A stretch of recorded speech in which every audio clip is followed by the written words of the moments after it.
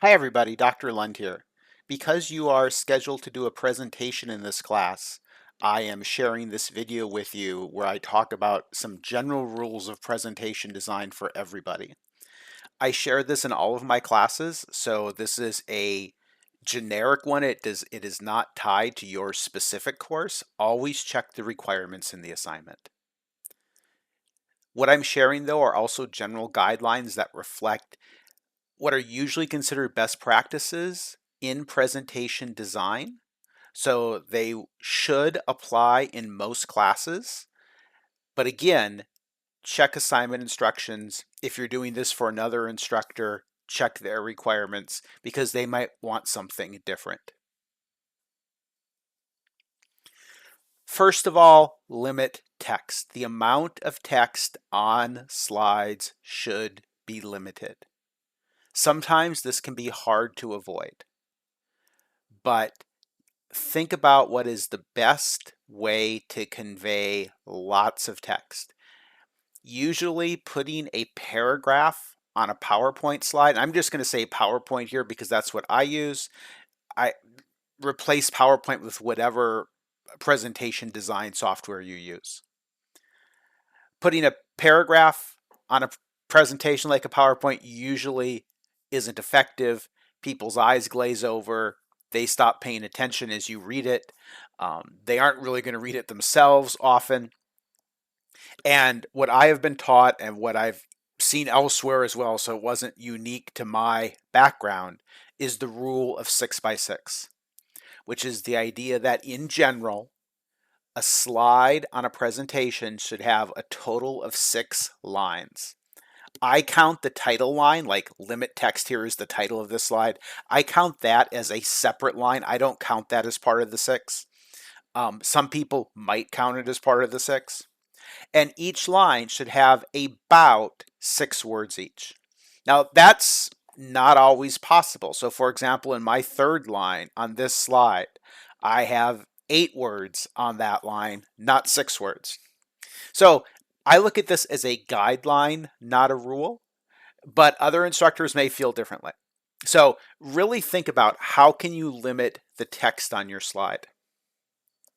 What though if your assignment requires you to share lots of information? Does that mean you need a presentation of like 50 slides?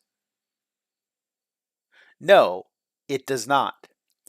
Instead, use slide notes. On the main slide, you always want to at least have bullet points for your main ideas. You don't want a slide usually that's only a picture. But extended information should be entered as slide notes. And so in PowerPoint, which is the program I'm familiar with, at the bottom of the screen, you will see click to add notes. And if you don't see it, you will see at the bottom right of the screen a little image that has 3 horizontal lines with an up arrow character over them. And next to those 3 lines will be the word notes. And when you click on that, you're going to see a box show up that says click to add notes. That box is where you are going to input your extended notes for that specific slide. And the box can actually be resized and things. It looks really small at first, you can resize it. Please note when you use this and you go to submit your assignment, it's important that you submit your assignment in PowerPoint format, not PDF format, because by default, the PDF format will not include the slide notes, so your instructor won't be able to see them. I don't know what the equivalent is using Google's services or using other software. There should be, and I think you can search online to find the equivalent. I've also had students sometimes who had this requirement who would just put the slide notes in a separate document. They would type them up in a Word formatted document. That's fine, but you definitely you shouldn't have to do that. I believe that the software you use, even if it's not PowerPoint, should let you enter slide notes. They might call them something different.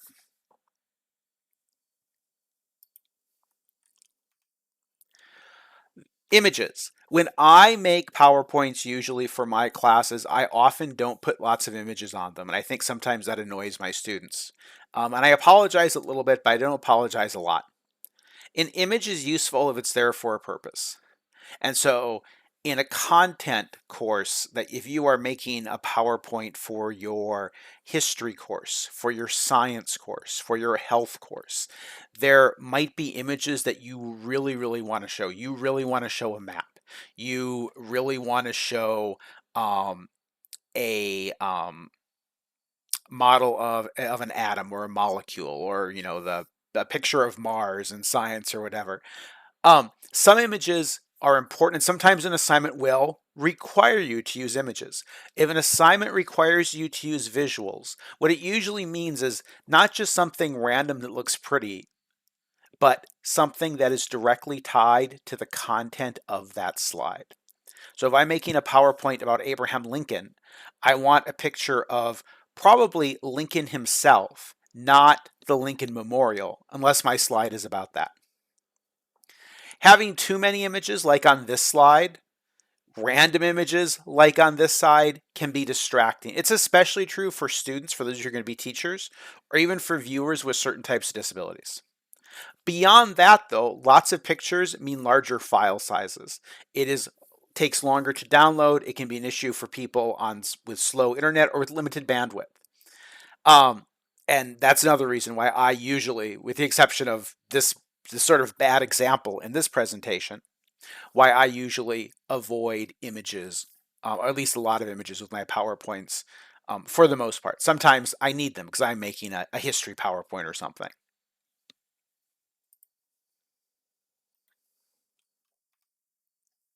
Some extra help with visuals, as I mentioned, use relevant visuals, don't have them random. Particularly if you're going to teach, you need to include alt text so your visuals are accessible to students or to viewers who are using screen readers. Don't put text over visuals. Like, don't have an image and then just put the text right on top of the image. It gets very hard to read. Contrast on a PowerPoint is important. The reason that black text on white is the default, it isn't just to mimic a book. It's there because that contrast helps people who have visual impairments. It helps, but who don't necessarily use a screen reader. It helps them easily be able to see the slide. If you choose to do something different, that can be okay, but make sure the contrast stays high. In PowerPoint today, if you go up to the little help bar on the top and type in accessibility, there's a built-in accessibility checker, and among other things, it checks the contrast for slides. Sometimes I use publisher slides in my courses, and very often those slides get flagged because they don't have appropriate contrast, so I have to change them. So when you change things, make sure the contrast stays high. You should usually have dark text on a light background, or maybe light text on a dark background. I had a professor tell me once that the best color combo was a yellow background with black text. I've tried that occasionally. I don't know that I believe him. I don't think I've seen that elsewhere, and it was a long time ago that he said this, and so who knows? But you could consider that if you're desperate to use color. Does contrast matter? And the next line, which you might not be able to read, says it may vary by learner.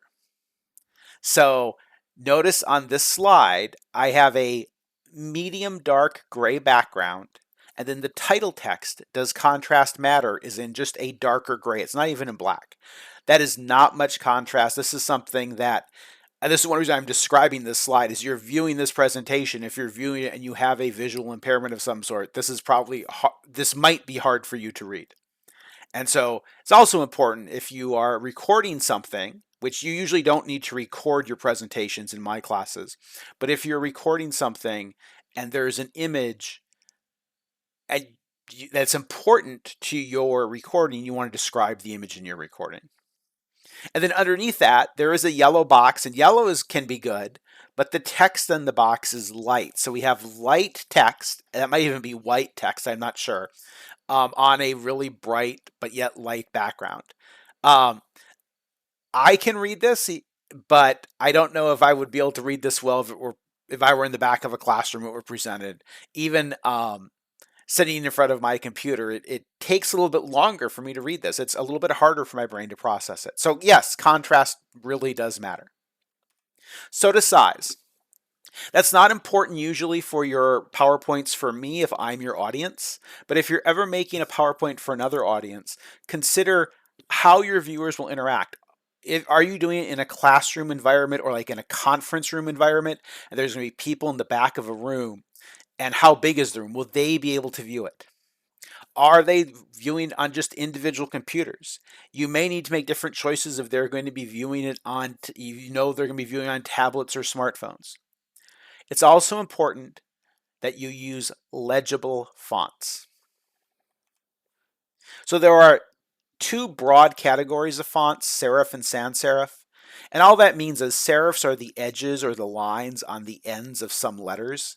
So for example, in the image on the right-hand side, the top word serif shows serifs on the capital S, on the lowercase r, on the lowercase I, and on the lowercase f. So on the S, the capital S, those serifs are the vertical lines at sort of the start and the end of that S shape. And then on the R, the I, and the F, the serifs are horizontal lines, particularly on the bottoms of each of those shapes. Times New Roman is a classic serif font. For example, the lowercase n in Times New Roman, there are horizontal lines on each of the legs of the n. The defaults in Office are sans serif, and sans serif just means they don't have any serifs. So Calibri is a sans serif font. Arial, which used to be default and still is on some Macs, a sans serif font. Which should you use? The research typically indicates that serifs are best for printed text. In other words, for something on paper. And that's because serifs guide the eye. They help a reader read more quickly.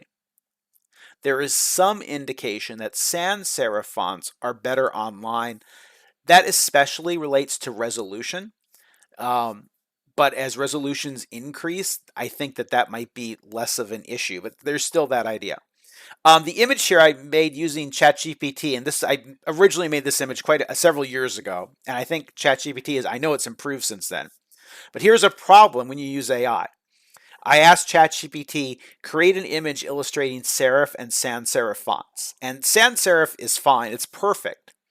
And the serif that it gives is, in fact, a serif font, but it has circles on there and what it thinks the serifs are. And 3 of the circles are correct, 3 of the circles are incorrect, and depending on how you count it, up to 3 or more additional circles are needed. So it notes the serifs on the start and the end of that capital S. It notes the serifs on the bottom of the F, but it apparently thinks the bottom of the E is a serif, which it is not. And it thinks the dot at the top of the I, which I know has a name that I can't remember right now, is a serif, which it's not. And it thinks the little fancy dot at the top of the lowercase f is a serif, which it's not. So yeah, AI is helpful. I'm never going to say it isn't, but this is why you shouldn't trust it. And this is one reason why I chose to use this image, so I could make that point, which I know is a tangent. Generally, don't use more than 2 fonts on a slide. The title of this slide is actually mixing, which you might not recognize because the I after the X doesn't look like an I. It looks like 2 L's or 2 vertical lines, but that is an I in one of the random fonts that I used as I was making this. It is okay sometimes to do something like use serif for heading and sans serif for text or something else to help things pop. Make sure the font matches the content. And by that, I mean that some fonts don't distinguish between some letters really easily. So I have a sentence here. Verdana is a good font for math. And that's because Verdana distinguishes really well between the Hindu Arabic numeral 1 versus a versus a lowercase l versus a capital I. That's what the bottom line here is. The bottom line on this slide is written in Verdana, and Verdana shows really clearly numeral 1, lowercase l, capital I. And even though Verdana is not a serif font, it has serifs on the I to distinguish that capital I from a lowercase l. So if you're doing something that involves this is really important. For example, in math, the abbreviation for pound, like a pound of hamburger, is LB.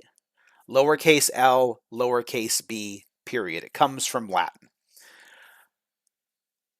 But because the standard font doesn't really show that, I have lots of students who, when they, in a math class, write the abbreviation for pound, instead of writing lowercase l, lowercase b, write uppercase I, lowercase b, which isn't a big deal in handwriting because you can't tell, but it is a big deal when they type it because it comes out as IB rather than LB. So make sure the font matches the content that you're writing about. Speaking of things like uppercase and lowercase, please use them both. Don't use all caps, particularly for the main text of the slide. I know that sometimes the titles will just show up in all caps because that's the way that some of PowerPoint's design styles automatically indicate it, and that's not great. And I sometimes try to change it if I'm using one of their automatic styles, and I sometimes don't. But definitely for this part, for the content part of each slide, use both upper and lowercase. It's easier to read. That's honestly why it's done. And then citations are always required. When you make a presentation for class, you need a citation showing where you got the information for the slide. Remember that even when you put the information in your own words, which you will be doing on a slide, right? You're just using bullet points and a handful of words. You still need to cite where you got it from. For me, I will not count the citation as one of your 6 lines or 6 words per line. I just want to see it there. When you do this, you should use the format required by the class, which might be APA, it might be MLA, it might be Chicago or Turabian. And then in addition to having content citations on each slide, you should also include a references slide or works cited in MLA or bibliography in Chicago or Turabian. So both are required unless the assignment instructions say something different. Make sure that your slides that have content, so that wouldn't be the title slide, right? It wouldn't be the title slide. It wouldn't be a slide where you're just saying, Minnesota is one of the United States, like a generic fact that you don't have to research. Abraham Lincoln was the 16th president. The chemical formula for water is H2O. These are things that you don't need to cite. But when in a class you're being told use sources, find information about this topic, you need to cite those sources. And that means that just as you should cite them in a paper, you should cite them on a slide as well. So for everyone who is not an education major, this is the final piece of information. Ed majors, I have one more slide just for you. To wrap up, key points, less is more. Remember that rule or guideline of 6 by 6. 6 lines of text, 6 words per line. So rather than putting lots of text on the slide itself, use slide notes for your content. Use visuals that are relevant to your content if you're required to use them. Check the assignment instructions to see if you're required or not. If they're optional, it can still be good to use them, don't get me wrong, but do make sure they are relevant. For my purposes for visuals, I'm actually a little flexible on citing for visuals on a slide. My big concern is that content is cited. Technically, and not more than technically, you should cite visuals also. That is a little harder to cite, and so I'm a little more flexible with that, but check assignment instructions to see if you need to cite visuals as well. Assume that you should for other instructors. Make design choices for easier reading in terms of the fonts you use, in terms of your contrast, in terms of the size of your text. And again, always cite. Always cite your content. So for those of you who aren't education majors, thank you for watching. I hope you found this useful. For education majors, I need about 90 more seconds of your time. You should consider especially how fonts produce lowercase a's and g's, especially if you're an LEd major or a special ed major. Because the way that most fonts produce lowercase a and many fonts produce lowercase g are what you see on the screen here. This is in PowerPoint's default, which I believe is Calibri on this version. That is not how we teach kindergartners or first graders to write a lowercase a, and it's definitely not how we teach them to write a lowercase g. And so that is going to potentially be confusing. Now, I don't think you should be really using PowerPoints with kindergarten or first grade. So, but be aware if you're like, oh, for my social studies lesson, I'm going to make a PowerPoint about holidays around the world. And obviously, if you do make one, you should include text because you want to reinforce language. You want to reinforce literacy. But you want the letters to reflect how your students are learning to write. That's a real issue, and it's a real issue in books for children as well, include both textbooks and children's literature. There are also, and this also is true for those of you who might be SPED teachers or who are a general ed teacher teaching students in special education in your classroom in 5th grade or 10th grade or 12th grade, that the fact that those letters look different than letters that we write can be troubling. Beyond that, more specifically, there are some fonts that are considered dyslexia friendly. And there are a couple of special ones. One is called like Open Dyslexic or something like that. There's another one that's dyslexia, but it ends with an IE. These have been deliberately designed to make reading easier for people with dyslexia. I do not think you should use those for a presentation for a general audience because I think they are harder for somebody without dyslexia to read. They don't flow when I look at them as readily as a typical serif or sans serif font. But if you're creating something primarily for people with dyslexia, that might be a good font to use. Arial and Verdana are widely considered dyslexia-friendly fonts. They both also, by the way, have G's that look like we write. Their A's don't, but their G's do, which is good. And interestingly, Comic Sans is also considered dyslexia-friendly and actually has an A that I think it represents how we actually write. I don't recommend you use Comic Sans just because there's a horrible reputation in the design community, and there are people who really react poorly to it. So don't use Comic Sans for your college presentations. But again, if you are going to be an educator, you might there is apparently a rationale for using it. And then I'll just reinforce that for images, you have to make sure you include alt text.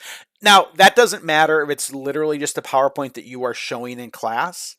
But even if it's something that, oh, well, I'm going to email this home to parents for students who missed class today, or I'm going to put it on my Schoology or my other like school LMS for my students in my 5th graders to look at, you have to have alt text. And you need to have it even if you don't believe that anyone needs it. So a couple of things to think about. Thanks for watching. If you have questions, let me know.